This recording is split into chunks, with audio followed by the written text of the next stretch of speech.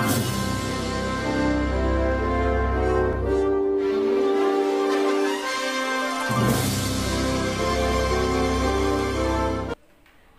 semuanya, apa kabar? Saya harap semuanya sehat-sehat dan selalu menjaga kesehatan. Materi yang saya ajarkan yaitu perumusan Pancasila sebagai dasar negara.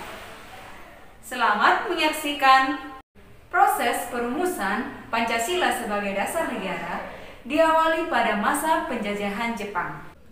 Pada tahun 1944, Jepang mulai mengalami kekalahan terhadap sekutu. Untuk itu, Jepang berusaha meminta bantuan kepada bangsa Indonesia dengan janji akan memberikan kemerdekaan. Janji itu direalisasikan, dibentuklah BPU PKI yang dibentuk pada tanggal 1 Maret 1945. Secara resmi, BPU PKI dilantik oleh Jepang pada tanggal 29 April 1945. Jumlah anggota BPU PKI 62 orang, terdiri atas tokoh-tokoh bangsa Indonesia dan 7 orang anggota perwakilan dari Jepang. BPU PKI diketuai oleh Dr. KRT Rajiman Wedoningrat dengan 2 wakil ketua, Ichibagase Yoshio dari Jepang dan RP Soeroso. BPU PKI mengadakan sidang sebanyak 2 kali sidang resmi dan 1 kali sidang tidak resmi. Sidang resmi pertama dilaksanakan tanggal 29 Mei sampai 1 Juni 1945 membahas tentang dasar negara. Sidang kedua berlangsung tanggal 10 sampai dengan 17 Juli 1945 dengan membahas rancangan Undang-Undang Dasar. Pada sidang pertama, BPU PKI pada tanggal 29 Mei sampai 1 Juni 1945 khusus membahas mengenai dasar negara. Dasar negara adalah landasan atau fondasi dalam penyelenggaraan negara. Apabila sebuah negara berdiri harus mempunyai landasan negara yang kuat. Ketua BPU PKI, Dr. Rajiman Wedoningrat, juga mengatakan berdirinya sebuah negara perlu sebuah dasar negara yang jelas. Untuk menjawab pernyataan dari Ketua BPU PKI, maka ada 3 tokoh yang menyampaikan usulan-usulan dasar negara. Tokoh yang pertama, Muhammad Yamin. Mr. Muhammad Yamin saat mengusulkan rancangan dasar negara Indonesia mengatakan bahwa rakyat Indonesia mesti mendapat dasar negara yang berasal daripada peradaban kebangsaan Indonesia. Orang Timur pulang kepada kebudayaan Timur. Muhammad Yamin mengusulkan secara lisan 5 dasar bagi negara Indonesia merdeka, yaitu 1. Pri kebangsaan, 2.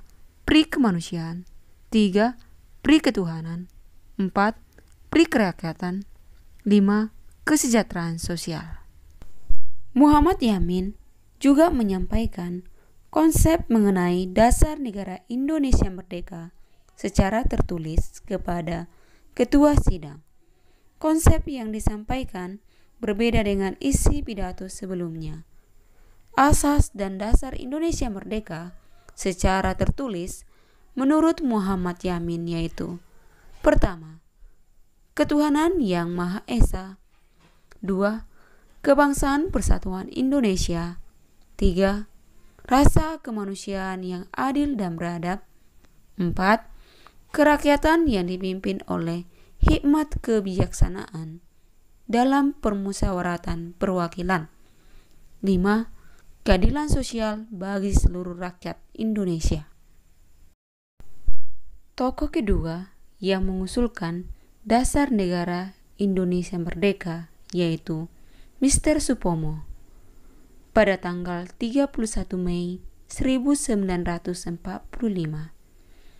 Mr. Supomo menyampaikan pidatonya tentang dasar negara Indonesia merdeka, yaitu 1. Persatuan, 2. Kekeluargaan, 3. Keseimbangan lahir dan batin, 4. Musyawarah, 5. Keadilan rakyat. Pada tanggal 1 Juni 1945, Insinyur Soekarno menyampaikan pidato tentang dasar negara Indonesia merdeka. Usulannya berbentuk fundamen, filsafat, pikiran, jiwa, hasrat yang sedalam-dalamnya untuk di atasnya didirikan Indonesia merdeka yang kekal dan abadi. Negara Indonesia yang kekal abadi itu dasarnya adalah Pancasila. Rumusan dasar negara yang diusulkan oleh Insinyur Soekarno sebagai berikut. 1. Kebangsaan Indonesia. 2. Internasionalisme atau perikemanusiaan. 3. Mufakat atau demokrasi. 4.